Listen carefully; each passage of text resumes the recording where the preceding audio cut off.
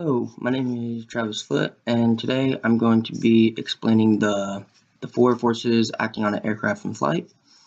So let's go ahead and get started. The very first acting force is lift. So the lift it opposes the downward force of the weight. It is produced by the dynamic effect of the air acting on the airfoil, and it also acts perpendicular to the flight path through the center of lift. Also, we have the opposite, which is weight. It's the combined load of the aircraft itself, the crew, fuel, cargo, baggage, etc.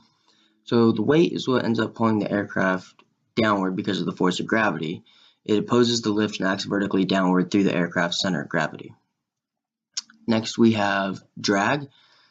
So drag is a rearward retarding force that caused by a disruption of airflow by the wing or the fuselage and other protruding objects.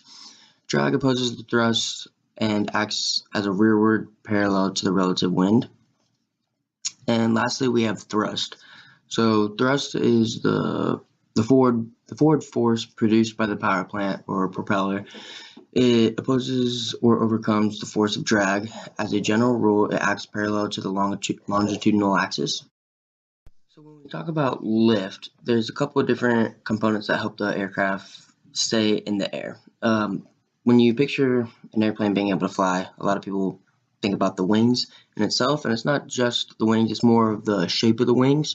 They're in the shape of what we call an airfoil, and when you have the relative wind, so if the airplane is flying in straight and level flight, you have the relative wind that it is going through, and the wind that goes over the top of the wing is forced to flow over the wing at a higher speed than the wind that is flowing underneath the wing, and this helps produce more lift for the aircraft.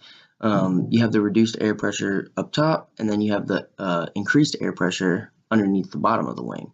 And the upward camber of the airfoil, it helps to deflect the air downwards towards the trailing edge of the wing. Now, when we talk about weight, the weight is normally thought of being known as a fixed value, such as the weight of the aircraft, the fuel, the baggage and passengers, etc. Now, in order for the aircraft to take off the ground, the power plant must generate enough lift to overcome the offset of the total weight of the plane and its occupants. The force that resists the movement of an aircraft through the air and is produced when lift is developed is what we call drag. Drag must be overcome by the engine to turn the propeller.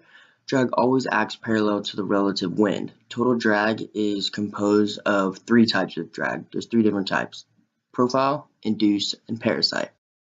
Profile drag is what develops from the frictional resistance of the blades of the propeller passing through the air. Induced drag is generated by the airflow circulation around the airfoil of the wing as it creates lift.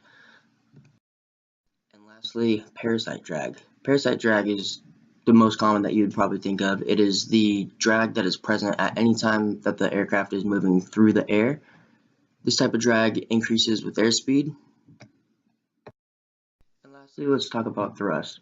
Thrust is from the main power plant. It's what is propelling the aircraft forward, and it helps overcome the extra forces of drag as well as weight.